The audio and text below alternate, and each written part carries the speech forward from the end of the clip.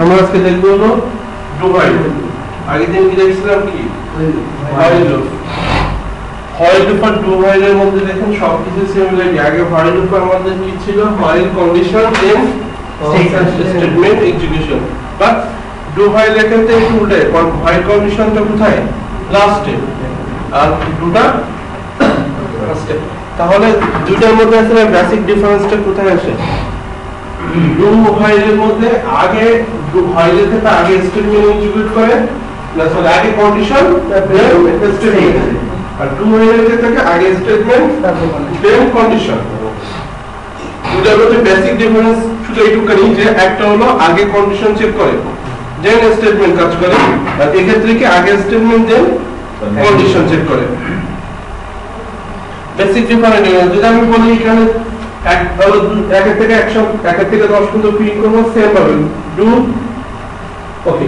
এখানে variable initialise করা যাবে বাইরে, তার ভিতরে যেখানে এখানে এটা এই ফ্যাক্টটা system dot out dot print I দিলাম।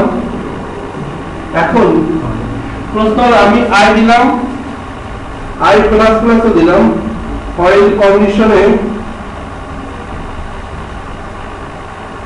এটাও দিলাম, এখানে কিন্তু সেমিকোলন শেষ হবে।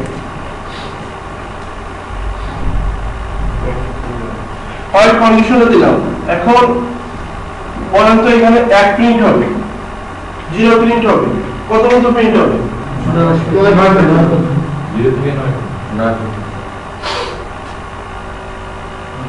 0 থেকে 9 পর্যন্ত, 9 পর্যন্ত, কারণ এই প্লাস 10 যখনই হবে তখন এই প্লাস চেক করার পরে কন্ডিশন ব্রেক করবে। আগে কি ছিল 10 নিয়ে এখানে যাচ্ছিল,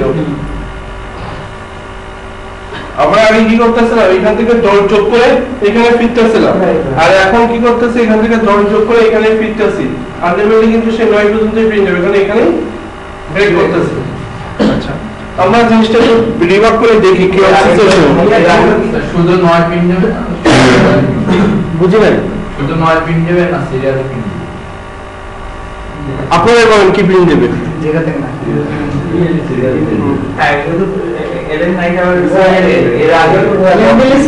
আমরা কালকে কি সিরিয়ালে প্রিন্ট দিছিল নাকি এনআই প্রিন্ট দিছে আমাদের? কিভাবে 9 দেখাবে? আপনি কালকে ক্লাস আসেন?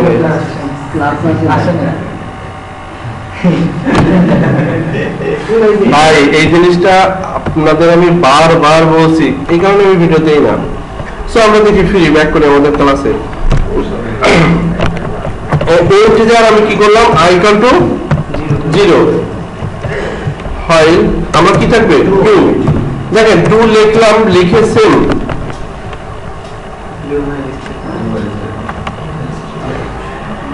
আমাকে সেম ভাবে কাজ এটা স্ট্রাকচার বলে দিল। এখন এই যে স্ট্রাকচারটা আমার ইক্লিপস বলে দিচ্ছে, আপনি যদি অন্য কোনো এডিটরে যান সে কিন্তু আপনাকে নাও বলে দিতে পারে।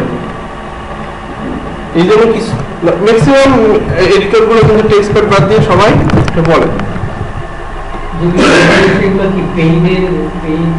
না না বলে না, পেইড না। আপনি যদি এখন আপনি জাভা ডেভেলপ, আমরা দেখি, আমরা ডিবাগ করে দেখি, আই থেকে ডিবাগ, ওকে ডু থেকে ডিবাগ করি,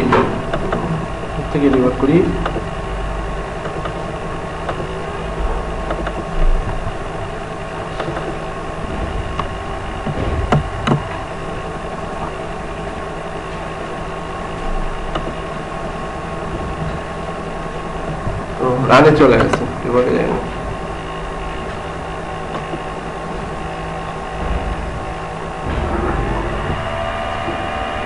ওকে ডিবাগের এখান থেকে গেলাম, ডিবাগের স্টেটমেন্ট টু আই কত 0 ইনিশিয়ালাইজ হইল, এখানে কোনো কন্ডিশন চেক করিনি, হোয়াইলের ক্ষেত্রে কন্ডিশন চেক করতে ফার্স্টে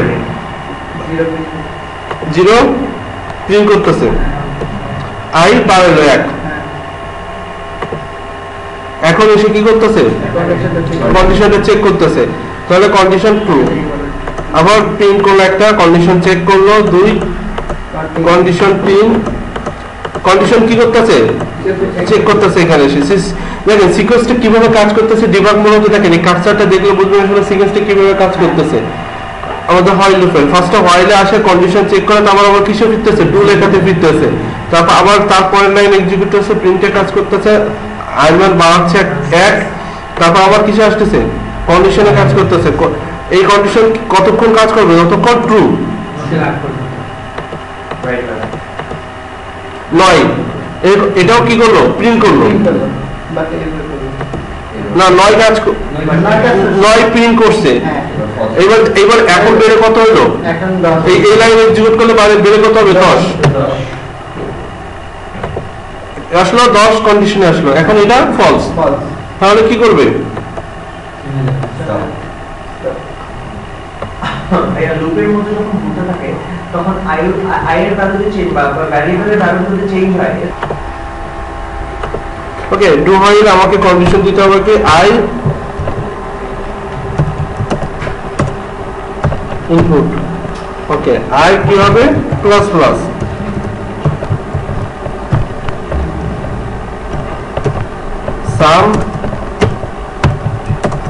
সাম প্লাস আই।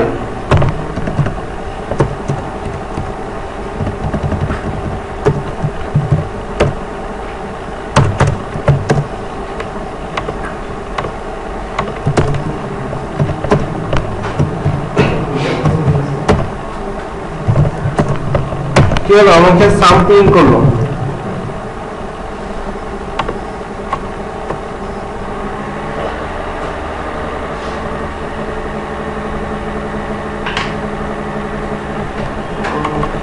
ইনপুট দেওয়ার জন্য ওয়েট করতেছি আমি, 10 প্রিন্ট করলো, সাম প্রিন্ট করলো। আমি বলছি কি, সাম প্রিন্ট করার পরে সামটাকে কি করতে, জোড় বিজোড় কিনা সেটা চেক করার জন্য, ইফ সাম মডুলাস